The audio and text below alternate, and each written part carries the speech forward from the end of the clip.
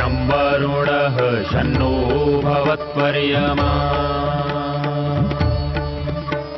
शन्न इन्द्रो बृहस्पतिः शन्नो विष्णुरुक्रमः ॐ शान्ति शान्ति शान्तिः।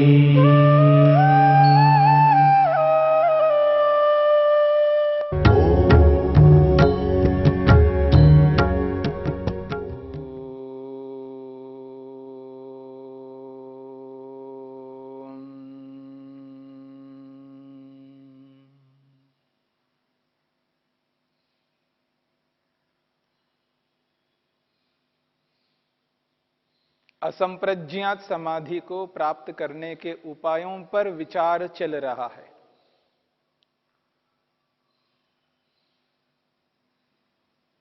महर्षि पतंजलि ने श्रद्धा को महत्वपूर्ण उपाय बताया है।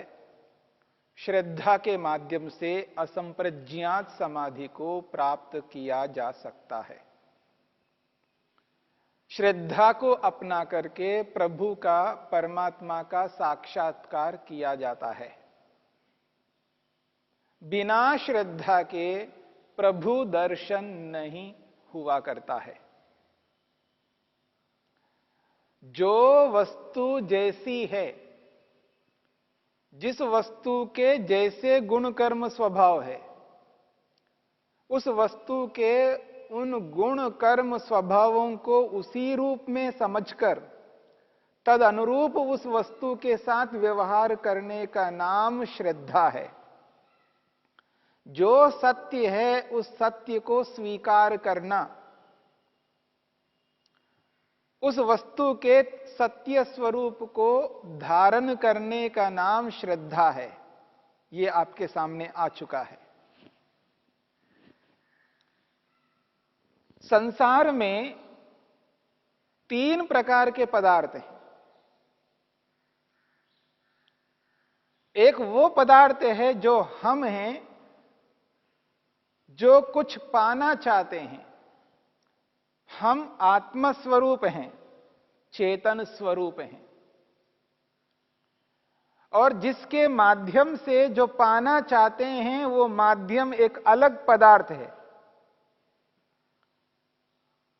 मैं किसी को पाना चाहता हूं, प्राप्त करना चाहता हूं। प्राप्त करने वाला मैं हूं, और जो पाना चाहता हूं, जिसके माध्यम से पाना चाहता हूं, जो माध्यम है वह अलग है। और जिसको मैं पाना चाहता हूं, जो प्रापणीय है, प्राप्त करने योग्य है, वह भी अलग है। एक प्राप्त करने योग्य है, एक प्राप्त कराने वाला है, एक प्राप्त करने वाला है।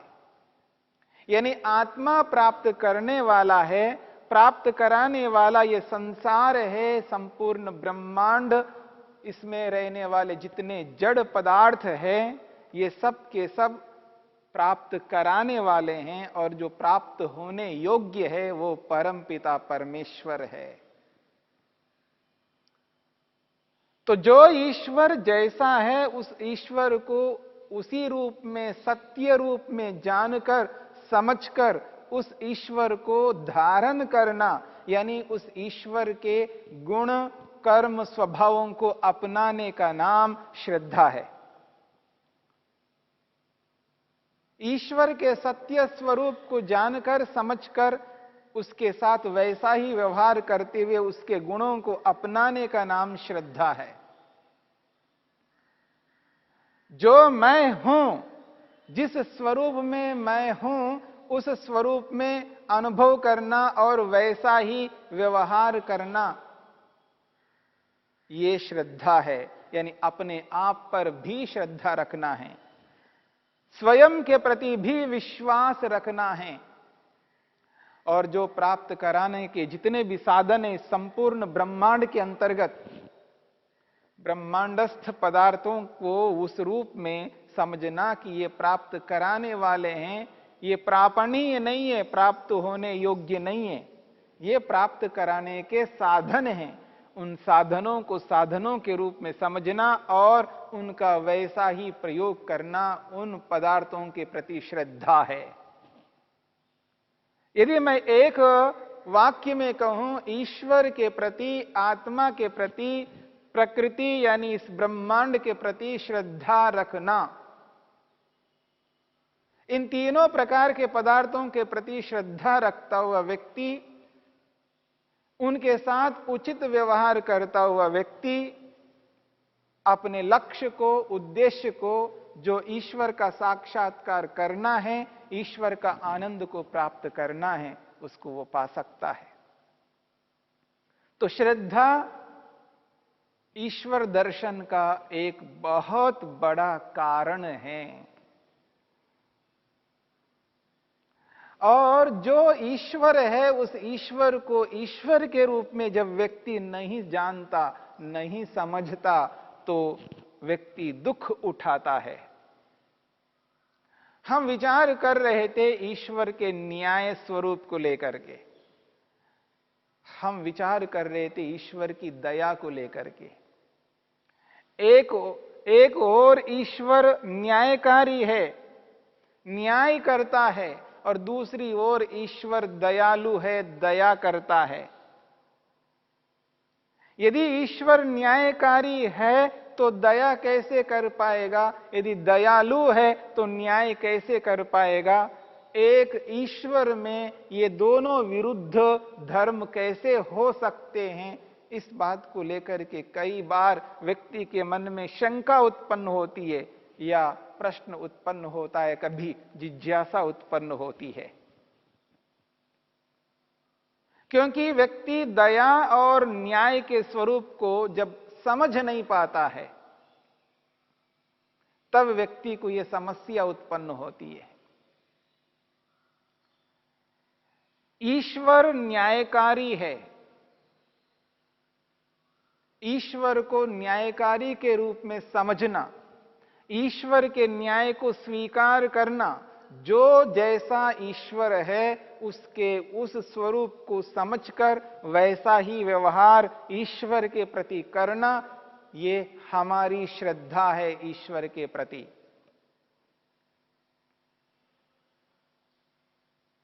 और न्याय किसे कहते हैं, हम सब इस बात को अच्छी तरह समझ लेते हैं, जानते हैं।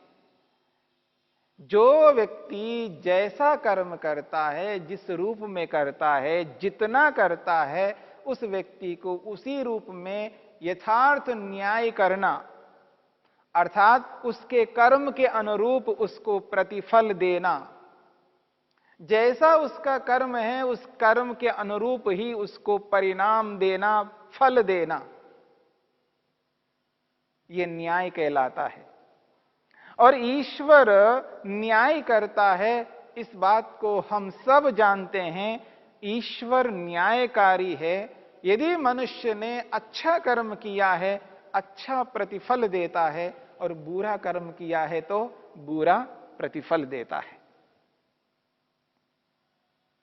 यह ईश्वर का न्याय है। इस बात को हम सभी जानते हैं। अब दयालु है ईश्वर, साथ में क्या है? ईश्वर दयालु है। दया का अभिप्राय क्या है?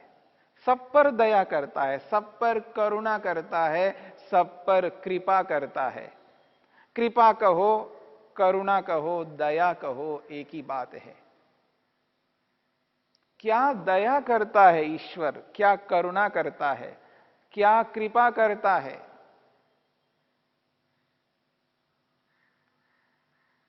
ईश्वर हमें दुखी देखना नहीं चाहता।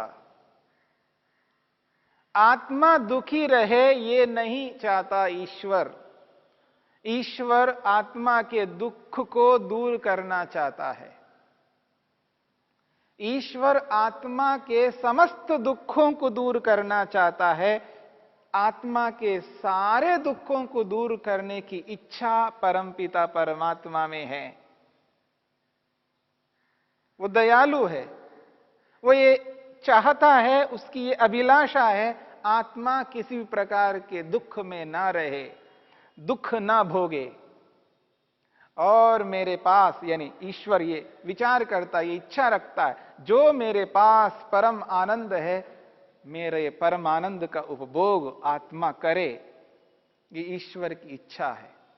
और इसलिए ईश्वर आनंद देता है, सुख देता है, ये ईश्वर की दया है।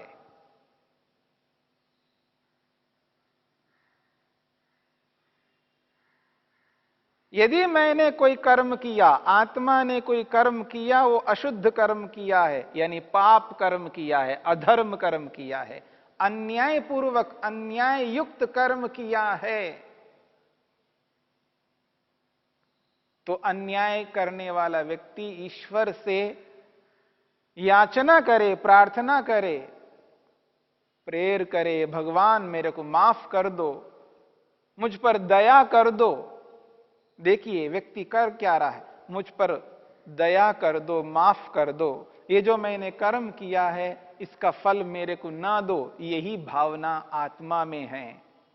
और मनुष्य इसी भावना को लेकर के ईश्वर से याचना प्रार्थना करता है, और वो ये मानता है कि ईश्वर मेरे को माफ कर देगा, यानी मेरे कर्म का फल ईश्वर नहीं देगा, और उसके बदले में ईश्वर के नाम से वो कुछ ना कुछ करना चाहता है और करता भी है। वो किसी मंदिर में, किसी संस्था में, किसी और स्थानों पर वो कुछ दान करता है कि ताकि ईश्वर मेरे पर दया करे, मेरे इस कर्म का फल ना दे।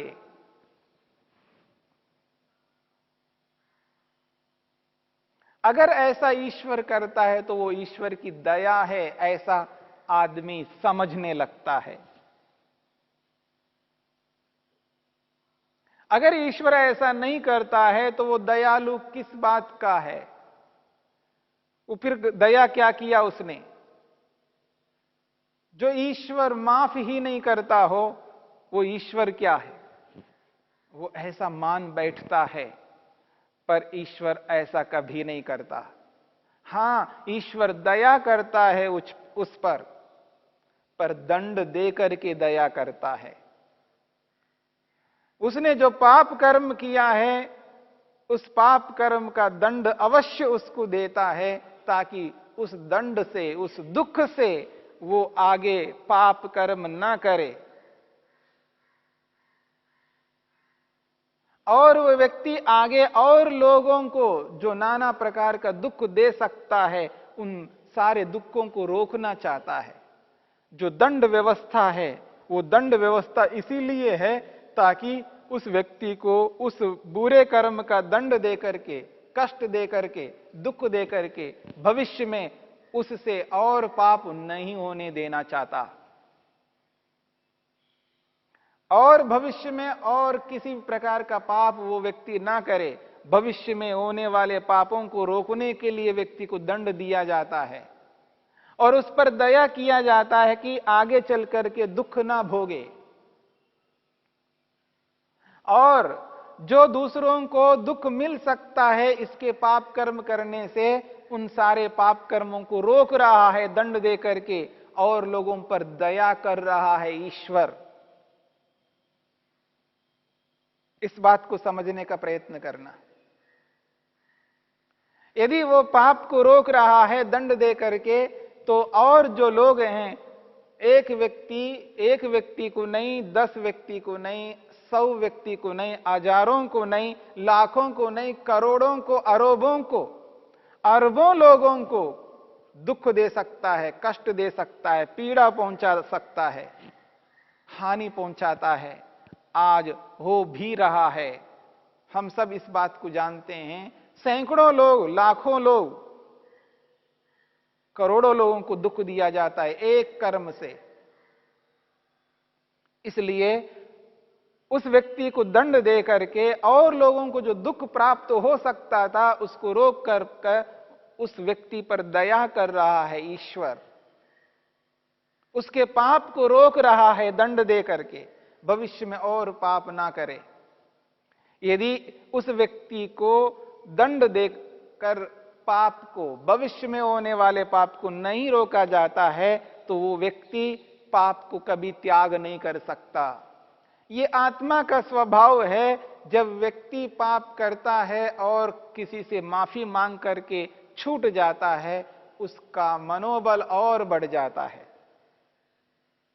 और अधिक पाप कर्म करेगा, फिर माफी मांगेगा, और पाप करेगा, फिर माफी मांगेगा। और जब दंड व्यवस्था नहीं होती है तो अराजकता प्रारंभ हो जाती है, और समाज में व्यवस्था करने के लिए न्याय की आवश्यकता है, दंड की आवश्यकता है, और ईश्वर न्याय भी करता है और दया भी करता है। न्याय और दया में किंचित मात्र अंतर है, कोई विशेष अंतर नहीं है। उसके कर्म का यथार्थ फल दे करके न्याय करता है, और भविष्य में उसके दुखों को रोकता है, उसके दुखों को रोकता है और अन्यों के भी दुखों को रोकता है। यही उसकी दया है। और बात समझने का प्रयत्न करना, ईश्वर दयालु कैसा है। देखिए, हम जो भी कर्म करते हैं, हम अपने कर्मों का फल प्राप्त करना चाहते हैं। हम कर्म इसलिए करते हैं उसका फल हमको प्राप्त हो, यानी उस कर्म को हम अपने लिए करते हैं, हम किसी के लिए भी कर्म नहीं करते। हां, उस कर्म से दूसरों को लाभ होता है, सुख मिलता है, दूसरों को लाभ ही लाभ हो रहा है तो होगा, पर वो जो दूसरों को लाभ देकर के हम अपना लाभ चाहते हैं, हम अपने विशेष लाभ के लिए दूसरों को लाभ देते हैं,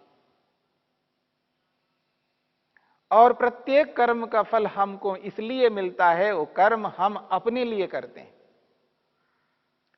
हम माता के लिए, पिता के लिए, पत्नी के लिए, भाई के लिए, किसी के लिए भी कर्म करते हैं, हम अपने लिए करते हैं। ये अलग बात है, उस कर्म से औरों को भी, उनको भी सुख मिलता है, पर केवल उनके लिए हम कर्म नहीं करते, हम अपने लिए कर्म करते हैं। कोई भी कर्म हम ऐसा नहीं करते हैं जिसका प्रतिफल हमें ना मिले, चाहे वो आध्यात्मिक हो, चाहे वो भौतिक हो, किसी भी प्रकार का कर्म हो, प्रत्येक कर्म का फल हमें प्राप्त होता है।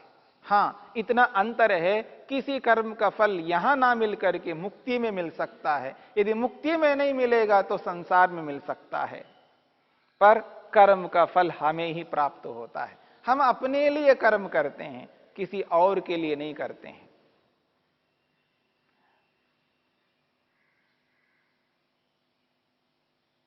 इस बात को समझने का प्रयत्न करना। यदि हम किसी दूसरे को कुछ दे रहे हैं तो अपने स्वार्थ के लिए दे रहे हैं, अपनी उन्नति के लिए दे रहे हैं, अपने पुण्य कर्म को बनाने के लिए दे रहे हैं, अपने स्वर्ग के लिए दे रहे हैं, अपने मुक्ति के लिए दे रहे हैं। इस बात को समझने का प्रयत्न करना, ईश्वर की दया को समझने का प्रयास करना है।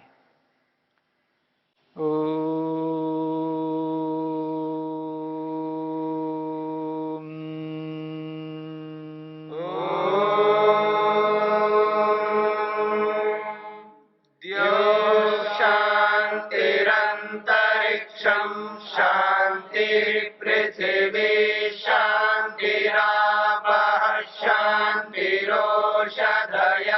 शांतिः वनस्पतयः शांतिर्विश्वे देवा शांतिर्ब्रह्म शांति सर्वं शांति शांतिरेव शांति शामा